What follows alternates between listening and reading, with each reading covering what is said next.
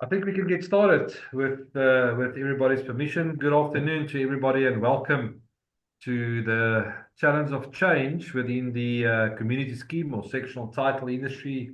The talk that we're going to do this afternoon is only going to take 30 minutes of your time. We can let the people come through as they come in. We can let them in. Also, welcome to those people that's actually joining us on the recorded version of this webinar, and we can get going. So the main reason why we are doing this is to make sure that we give out as much information as possible in order for you to make informed decisions. I think the other day we had a conversation, and I had a conversation with one of the trustees at a body corporate, and he said, "But Saki, listen, I mean, we made decisions based on information that we received, and it was the wrong decisions." And I said, "Well, if you do not receive the correct information and the correct details, then obviously what's going to happen is at the end of the day, you're going to make the wrong decision." So this afternoon is all factual information. It's definitely going to assist you in order for you, either if you're a managing agent, if you're a trustee. I see there's a couple of trustees, a couple of managing agents on the call this afternoon. That will assist you in order for you to make the correct decisions, or in at least just provide the correct information.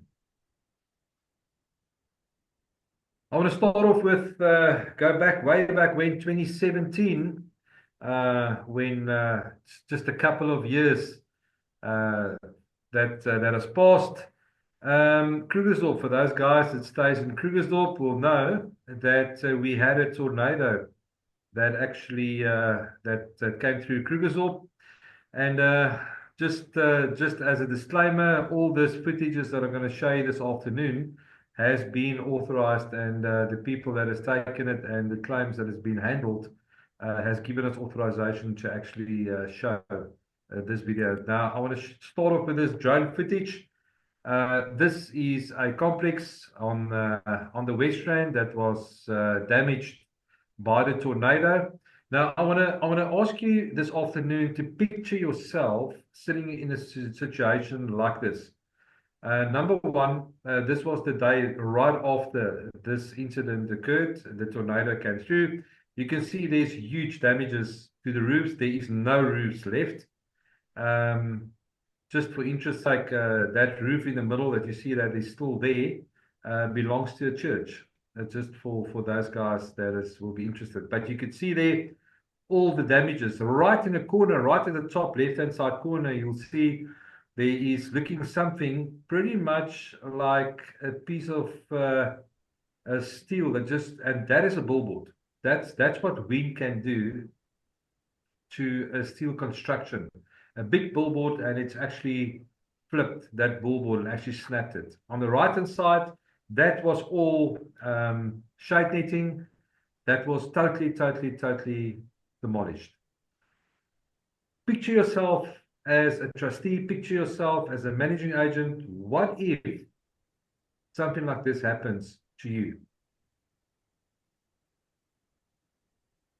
Everybody knows there was a lot of floods in Durban. I know the guys in the Western Cape also, we had a lot of floods.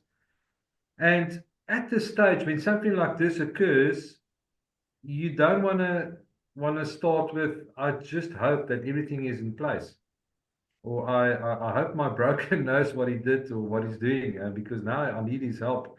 You could see there quite a big landslip occurred in Natal.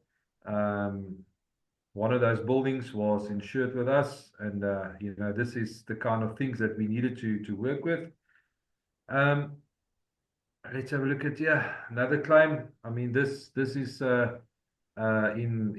Joburg. This photo was taken a couple of years ago. They had a cloud break in Joburg, over 300 millimeters that fell within 10 to 15 minutes. It flooded places, and this is one of our buildings that we insured. I mean, if you could see there at the top where that mud showing that was the water level where the water came through. Um, it's the first time ever that I see that a double door fridge was moved by water. And as you can see, that's where that's the force of water that came through. There we go. That's just one of the photos where the water, I mean, looks like a waterfall. I mean, that was water coming down and streaming down that's rainwater. The drains just was flooded. The storm water drains was flooded. And so, yeah, these are just a couple of photos that I wanted to share with you. And there's many more of them. There's many more of them. All right. I want to start with they say whenever you want to try and be clever or sound clever, you need to also pull out a little of Latin. We must know as trustees, as managing agents, as owners. I see there's an owner on as well on the call this afternoon. As owners, that there is no such thing than ignorance in law. There's no such thing than ignorance in law. We can't go back and say, sorry, I didn't know. After those events occurred, we didn't know. That particular incident, that first one that I showed you, the tornado came through, that building, and that's an office park, was put back from where the claim occurred right to all the internal stuff, sorted everything out, was within 3.5 weeks was done. Because we had all the paperwork, the necessary paperwork in place in order for us to do that. And that is what I wanted to share with you this afternoon. How do you get it right in order for you to handle this kind of claims? I want to show you this, and yeah, enjoy it with us. It's all talking about advice.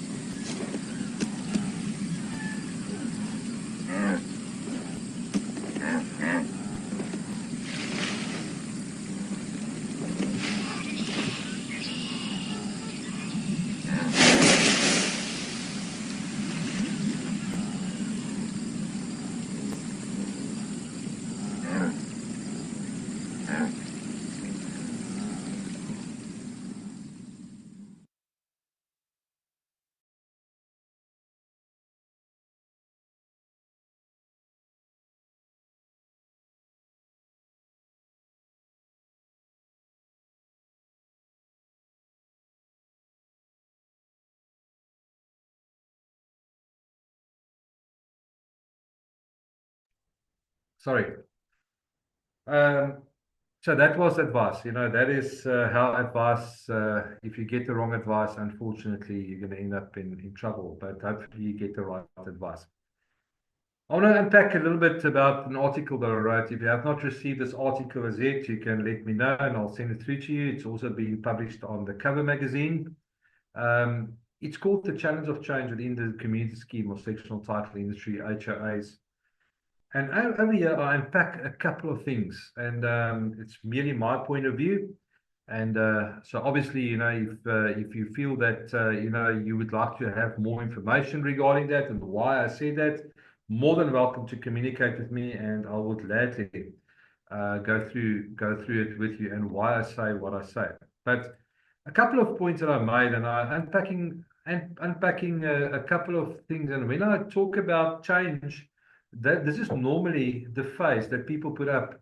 I've seen a couple of trustees normally get this face whenever we start talking about risk management. And yes, of course, we have seen a couple of managing agents also when we start talking about a couple of things that I'm going to unpack this afternoon. This is normally the face. I'm talking about these 5 changes that occurred in the last couple of years within the sectional title industry. And if we ignore this, we merely putting our head into the ground and trying to wish this away. It's not going to go away. We need to take on and see that this is a potential threat or potential risk, and we need to address it. So let's talk about infrastructure failure. I mean, something that is high topical on the South African borders. or South African streets. It's talking about the infrastructure that fails. We're talking about load shedding. We're talking about roads. We're talking about, and this is what I'm talking about. If this is not part of your risk management strategy or profile, we need to know that the infrastructure is busy failing, already failed. How do we address this? And this is one of the changes that I've made mention of, and the load shedding is one thing of it.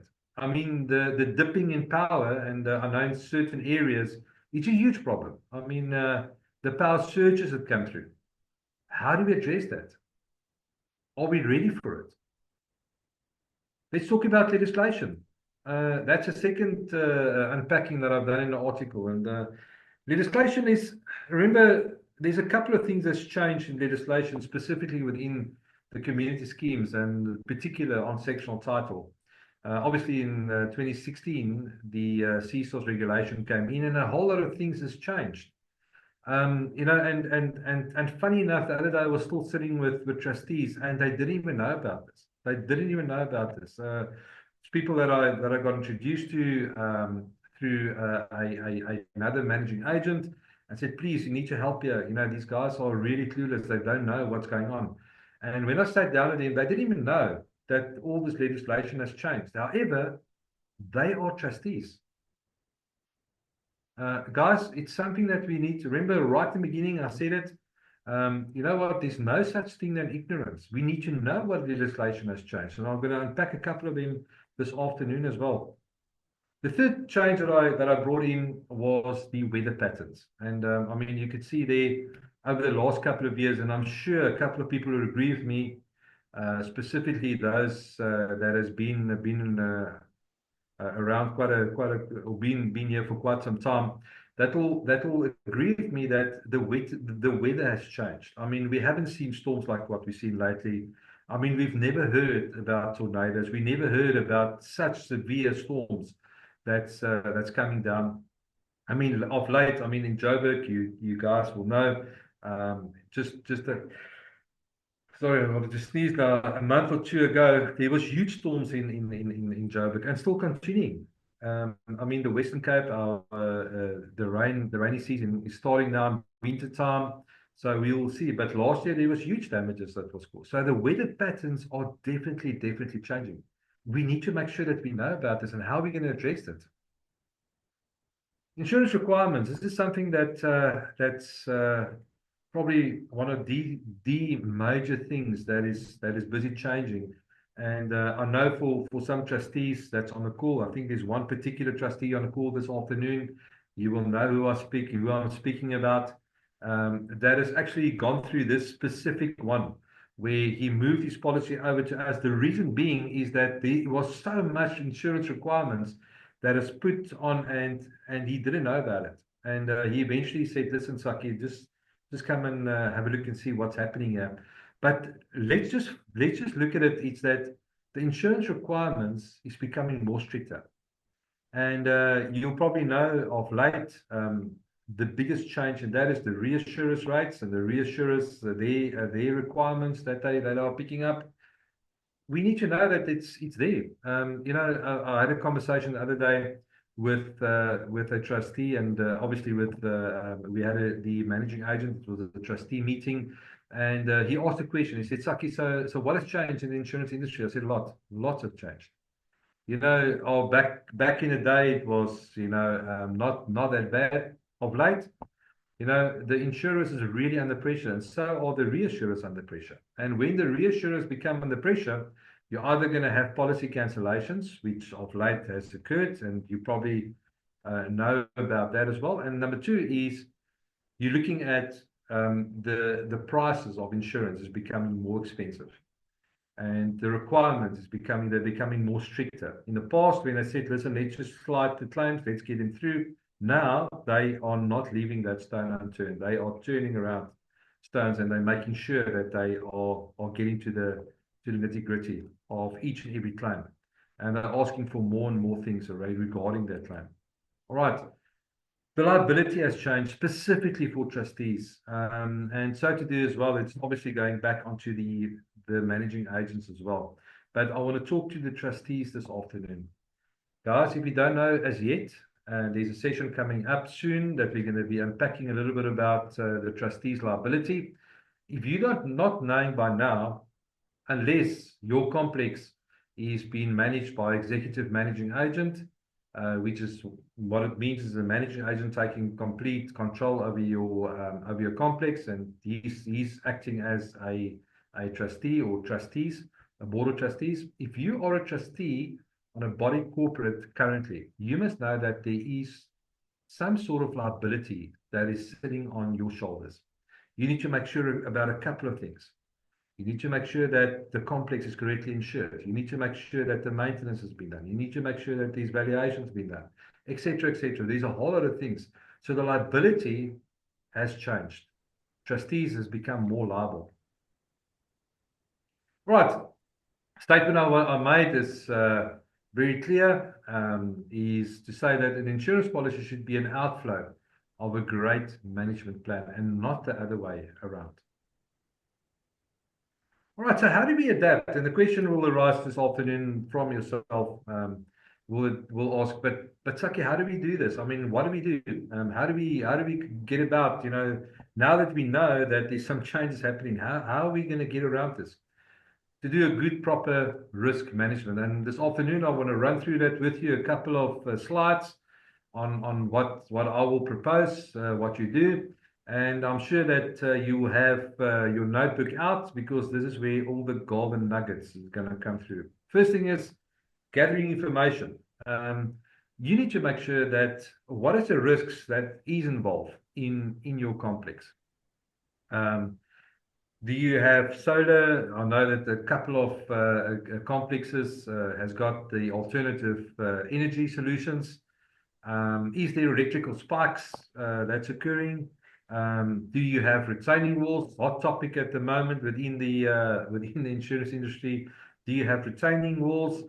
Have you got your 150-liter geysers? Have you got 200-liter geysers? Gathering information and getting to sit down with someone and to gather that information. So it's imperative that your broker goes through that with you to gather all the necessary information. And then, of course, the second thing is to analyze the information and see, okay, these are the risks. What can we insure? What can't we insure? And what will be the cost of insuring that? And what don't we have to insure now, but just through good risk management, enable us to protect and mitigate the risk. There's some great tools out there, and you'll see my offer at the end. There's some great that I'll provide you in order for you to assist you to analyze your information. There's some great tools out there that will give you all the information that is required. And I'm talking about factual information. And that's what you need. You need factual information. Recommendations. Now, there's a whole lot of recommendations that people normally give you, and the recommendations need to line up with the requirements. Now, let me give you an example. If the recommendation, and you've got your PQ schedule, the participation quota, and obviously there you got your values of your property. One of the biggest things and one of the key things, and I'm just addressing one point here, one of the key things on that is underinsurance. All right, so what does the Act say?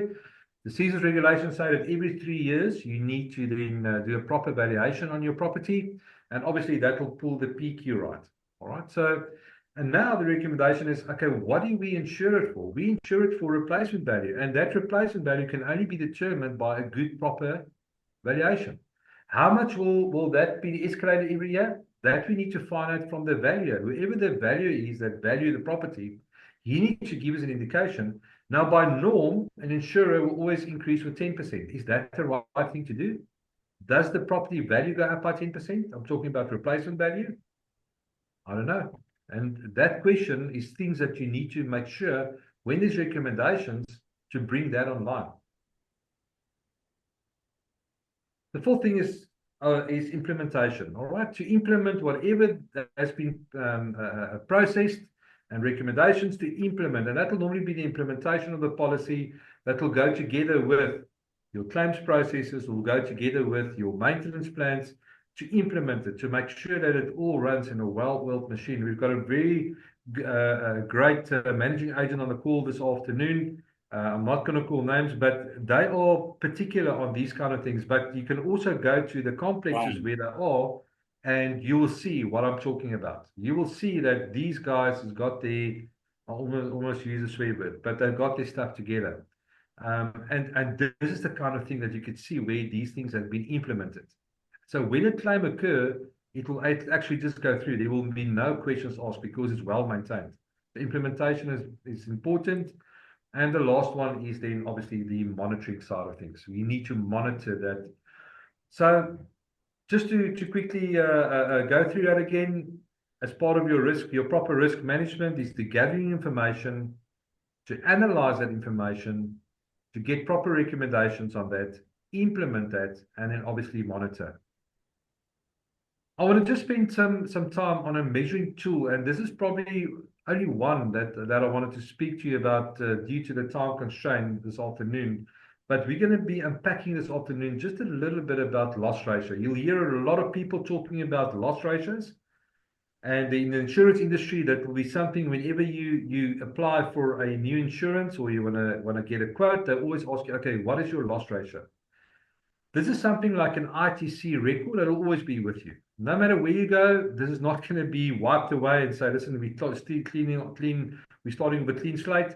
They always ask you for a 5-year or a 4-year loss ratio. This afternoon, I want to show you something. In Afrikaans, we call it goedkoop koop is duur koop. Don't always look at premium. And here's the reason why I want to show you this. Just have a look at this.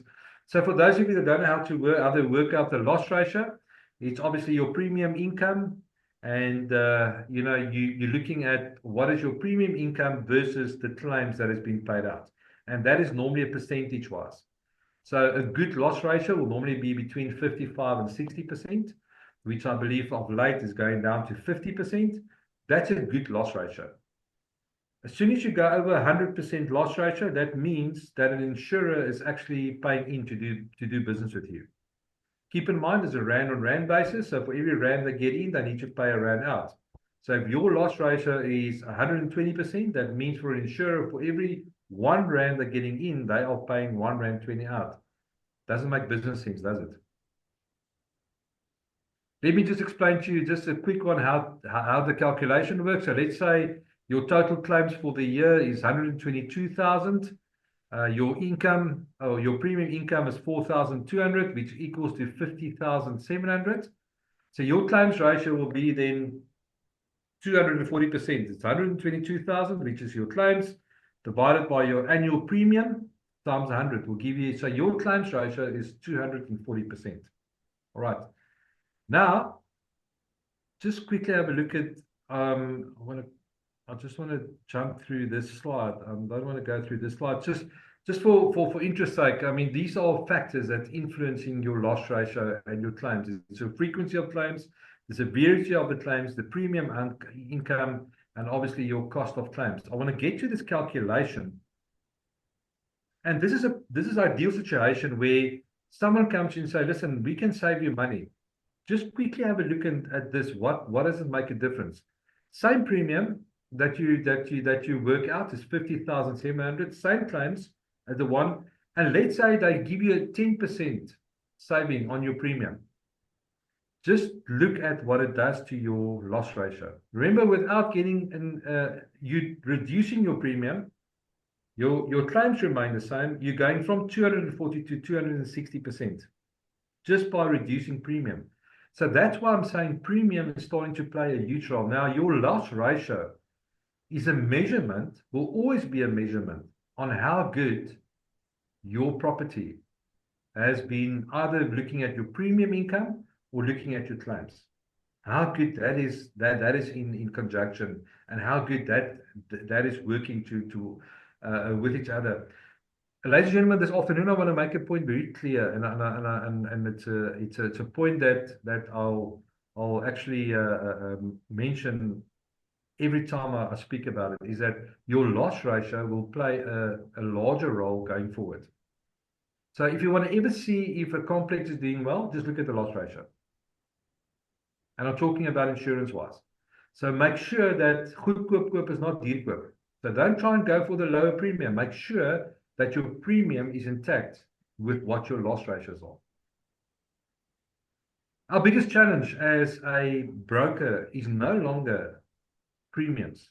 It's actually to keep you insured. Now, if you speak to a lot of brokers out there, I think there's one broker on this afternoon as well. Welcome. They will agree with me. Is to say that it's no longer is to see, what we can compete about premiums. It's about keeping people insured. So when your broker comes to you and he says to you, listen, you know what, we're not gonna be able to actually reduce the premium, and this is the reason. Make sure that you understand why. And I hope this afternoon, just on your loss ratio, it makes a lot of sense that always look at your loss ratio as a measurement. All right, just in summary, this afternoon is protect your claims ratio at all costs. Protect your claims ratio at all costs. Manage your risk and get the right people in to assist you to manage your risk. Cheaper premiums is not always the best. Just believe me, cheaper premiums is not always the best. And then use the tools that is provided for you to make informed decisions. All right, so how can we help you? This afternoon, I want to actually give you a 30-minute consultation that you can actually, if you're not insured with me as yet, and if you're not one of my clients as yet, and if you are a client of us, please, I mean, I will give you a 30-minute complimentary, no obligation online meeting, so that we can go through and make sure that we are covering all the necessary risks that is applicable on your complex. So if you are a trustee and looking at this, there is my detail. If you're a managing agent, just want to make sure that you've got all the necessary tick boxes ticked, by all means. You've got this. I'm going to give it to you. It's a 30-minute consultation. At any time, whenever you feel that you want to talk to me, there is my cell phone number. There is my email address. And we will then put you onto our monthly newsletter where we will be sharing some information with you as well, and news on how can we make your life easier for you in order for you not to be caught with your pants down when these incidents occur. And that you can each and every time get peace of mind that when there's a claim occurring, that you are covered. Ladies and gentlemen, that's all from my side. I want to thank you for your time on half an hour on the dot. I said it's going to be in half an hour. That is in half an hour. If you do have any questions, and the reason why we don't do this as there's a question and answers afterwards is, feel free to pop me a WhatsApp. Feel free to submit or send me a mail with your questions, and I'll gladly assist you in answering everything for you. For those guys that's online, more than welcome to do exactly the same thing. And thank you so much for your time, and speak to you soon.